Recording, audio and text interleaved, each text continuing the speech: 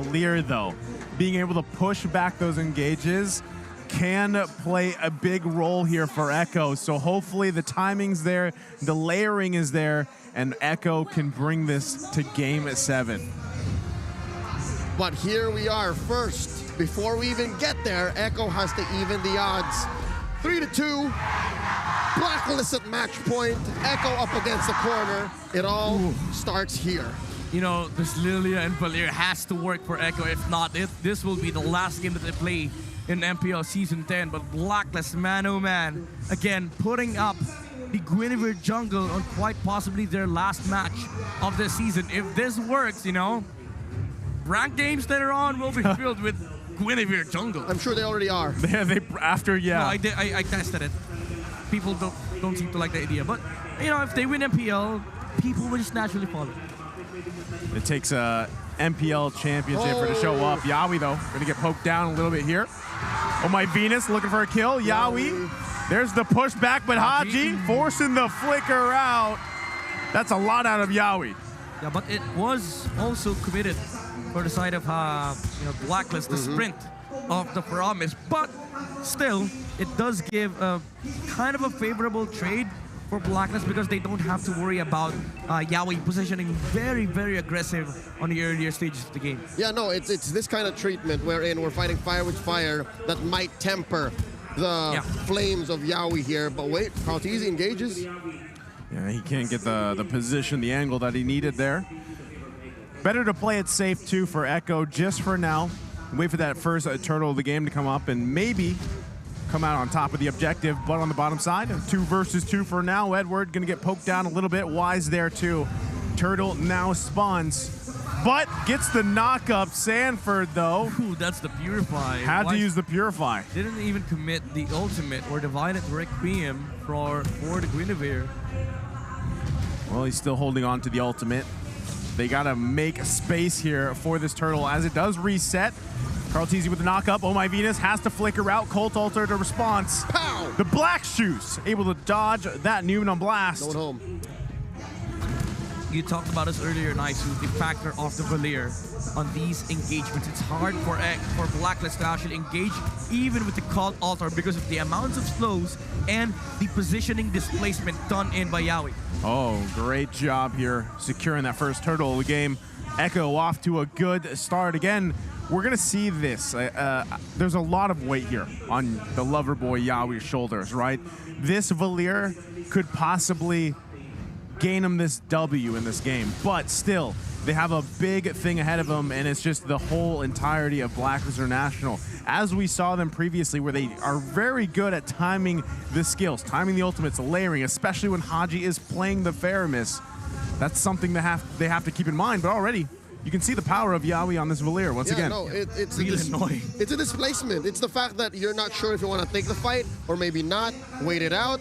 And so far, it's led to Echo having a small lead and again, scoring that major objective, that turtle in the early. What kind of items are we looking at here, Midnight? What are they going? I think for Wise, you're gearing up for the Guardian's Helmet. Again, more HP, more sustain means more survivability in this fight, and also more damage around the neutral objectives. But the most important item that we can see in this game is the DH's timing of Benecutie. It has been delayed for quite a bit because, you know, the Claude and Melissa matchup needs sort of a band-aid solution for the Claude. He needs physical defense to be able to sustain that lane and be able to farm up on the mid game. So that's why you're seeing a sort of a delay on the DHS pickup on Benecutie, but is about to get it in probably around 30 seconds. I mean, not just that, I think it also saves you from a possible knockout combo from Edward. Yeah. So at least that allows Benny to farm up a little more. So that means Echo should be patient, but not be shy to take a fight when it's ready, and not be shy to, again, lean in hard on these objectives as they did on the turtle. Second turtle probably is the best timing for Echo because that is a time where Benecutie can fight and he has either DHS or DHS to skull and staff. They also have, again, the triple loaded Purify, right, which will help them. Second turtle of the game is now up. Sanji taking the damage, has to use the Black Shoes, should be fine. Turtle's gonna reset though. Edward getting in position as he finds Yawi out from the bush. Nuno Blast gonna land as well. Sanford though, popping the consecration, should be just fine. They're going to whittle down Oh My Venus a little bit. Wise not able to land the knock-up. And right now, Turtle still being worked on here. Blacklist International with the numbers advantage. But Oh My Venus quite low here. Carl Teasy going to go in. Wise gets Sanford. Blacklist International, just like that, gaining an advantage. Edward. Goodness, this Paquito. Zoning him out. They're still going. They're still going. I love the Violent Requiem. Carl Teasy again, quite low. Sanji from the backside. Can he help out the team? He's trying his best. Blooms. The heavy spin out already came out. Edward trying to push Carl Teasy back. And that's going to be the Turtle going over to Blacklist International. Look at this. Blacklist is not stopping.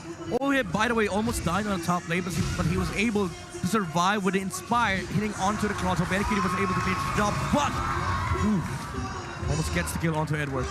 Man, Blacklist International just playing on the edge there with their lives a little bit, but still, unfortunately for Echo, can't convert a kill out of it. Blacklist found that small window. We were talking about how Echo should maybe lean hard on into it, especially when Benikidi was ready, but I guess they read the situation. Yo, Benny's still farming. Yeah. Benny's not ready. Let's go. Let's do it now. It's the right time to fight for Blacklist International, and it's making it hard. It's making it hard for Echo to fight back because there's a lot of sustain and there's also a lot of mobility from the heroes of Blacklist. Just the Guinevere alone is annoying enough for Echo to deal with. You have to also think about Edward, Oheb, although Oheb hasn't participated yet, but also the Foramis on these fights. There's a lot in this matchup that might say, yo, Echo is winning, Echo has the better lineup, but the way it's executed, the way Blacklist is using their windows is just speaking the opposite. Now, Just Sanji forced like that. to use an early black juice. Okay, Carl Teasy going in. Sanji, though, I mean, that could have been bad. He could have gone down there, but this is what we're talking about, the layering of abilities from Blacklist International. Yep. Every spell that has been used is perfectly in sync with each other. Even though Wise jumped in and Sanji was able to get out, at least it forced out the Purify. Unfortunately, Oh My Venus didn't land the ultimate, but at least the threat is there. The pressure was enough for Echo to react, which means Oheb is able to farm these resources in the mid lane while matching up the farming speed of the clock. And so far, it looks like this last turtle is going the Blacklist's way. Ooh, forcing out Carl Teasy to make a move. There's a Numenon Blast, and now they're going to pull. Though. He held on to the Retribution, so they know that they don't have the Numenon Blast. They could position them themselves really well here. That's why they're delaying. Wise is one level ahead, though. They got to be Echo careful. Take it. Ooh, they want to fight. There's Wise looking for the knock-up, the Requiem. Sanji with the black shoes. A turret does go down, though. They lose it on the bottom side. Edward getting quite low. Lord is going to spawn here. Carl Teasy going in. Sanford taking quite a few hits from the turret. Concentration with Wise. Gets knocked into the tier 1. Carl Teasy, but more members are going down for Echo. 2-for-1 trade. Oh My Venus with the flicker in. Carl Teasy trying to help out. And he grabs the kill on Oheb. Quite messy, but the 3-for-2. They're still not done. They're still not done. Edward commits a flicker. This is crazy stuff from both sides. Although Echo had a fantastic work on Wise, on this Guinevere, Oh My Venus and Haji on the back side of things, they were dealing heavy damage onto the frontliners of Echo. Haji alone, the Foramis with the magic damage, is a big problem. He dealt so much damage that he was able to whittle down the HP of both Sanford and Benikidi, and Oh My Venus even committed the flicker to take out the gold laner of Echo, although Oheb jumped in as well, and he was punished heavily by Carl Teasy. So messy trades like that might actually change the tempo for Blacklist International. I'm guessing maybe Echo can actually start picking fights, because so far it looks like it's been Blacklist always baiting out the black shoes, baiting out the Vengeance Flames, seeing if they can try to make Carl Teasy do a heavy spin way out of timing. Yeah, you know, for Echo it has to be on their own terms. Blacklist International, they have been the ones starting the fight because they have the Lolita, they have the Paquito, and they also have the Foramis. So it really is going to be advantageous for Blacklist to start. So if Echo wants to, you know, look for ways to fight, it should be started by them. And that's a start. I mean, a concealed play into a bush with lethal intent. Yeah, it's still a tall situation for Echo here. And also Benikidi, right? I mean, as he can farm up that's going to play a crucial part around these objective fights. Does the thing is, do they commit to this first Lord here? You know, one problem that also, that Echo also has is the fact that it's not that they lack frontliners, but they lack decent re-engage. Like, having Yawi play the Valir, even though, yes, it's a good answer versus the Promise, if you are playing aggressively. But Blacklist right now are the ones playing aggressively, and Echo is just reacting defensively, and they cannot even utilize the aggression or the aggressive nature of their own heroes. Yep, the last time we saw Echo leverage the displacement that their heroes had was in the first 5 minutes. Yeah. After that, it's just been Blacklist baiting out all of their ults and waiting for Benny Cutie. The image is, it should be Echo farming on the side or the jungle of Blacklist. But right now, 10 minutes in, even though, yes, Echo does have late game, they're just playing defensively against Blacklist, which does mean that Ohib is getting the same amount of farm as Benecuti. But the main problem is there's so many lives and sustain on the side of Blacklist, and there's also many ways for them to engage into fights. The mobility is going to come into play here for Blacklist.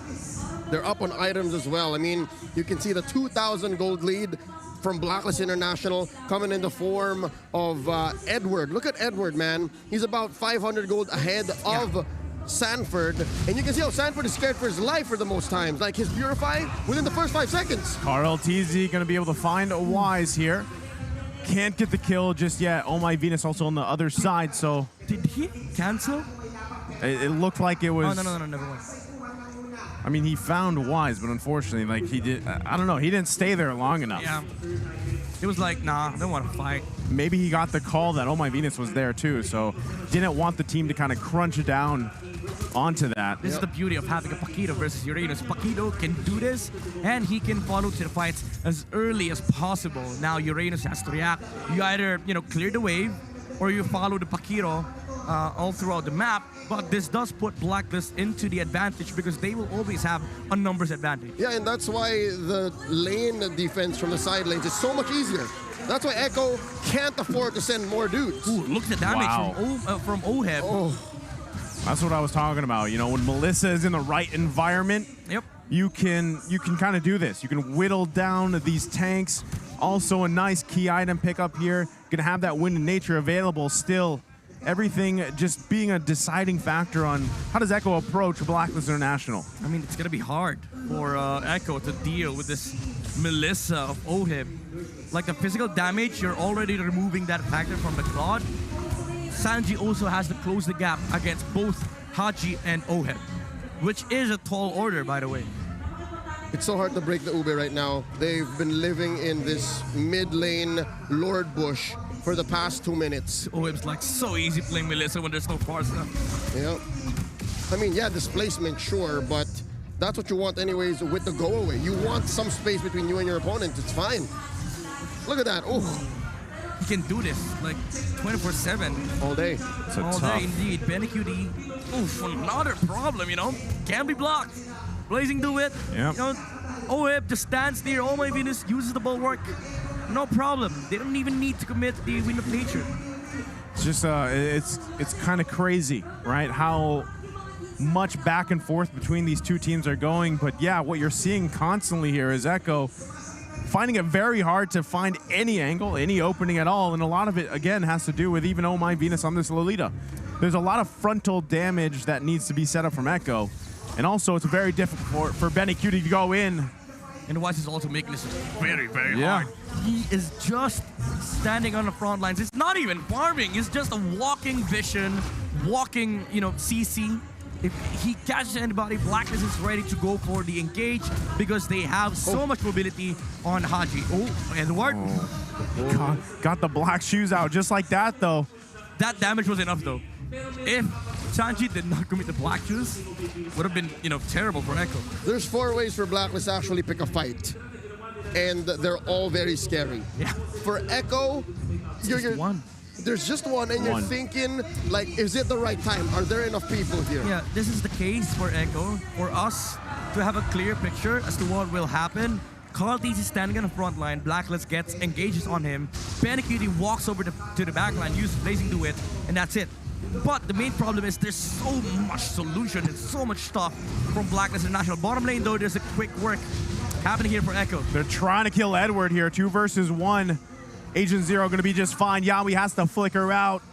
Lord going to be worked on here finally by Blacklist International. They've had enough. They're saying, you know what? This is a whole lot of nothing we've been doing the past 5 minutes. Let's make something out of this big lead. 3K, and they've committed some key skills. Luminum Blast on Sanji. Dodge. I mean, all of this just lines up. That's exactly what Blacklist International wants to do. Yeah. They're getting these ultimates out of Echo.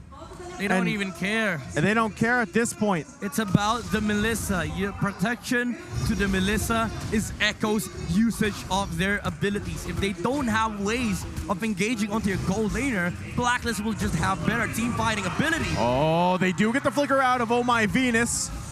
But is it going to be enough to actually win this fight? Haji holding on with the Cult Altar.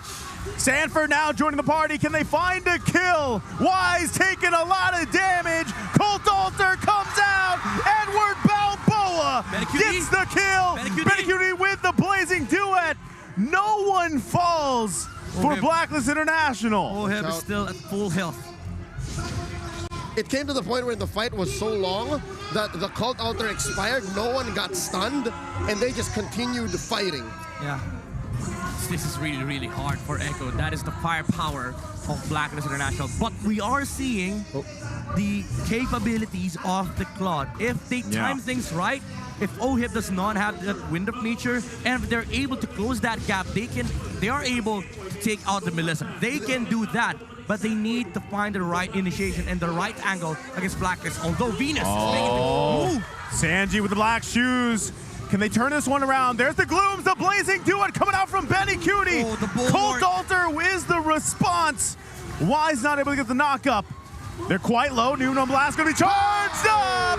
Finds 3 of Echo, but they're under the turret. OF finds Carl Teasy. Benecuti falls.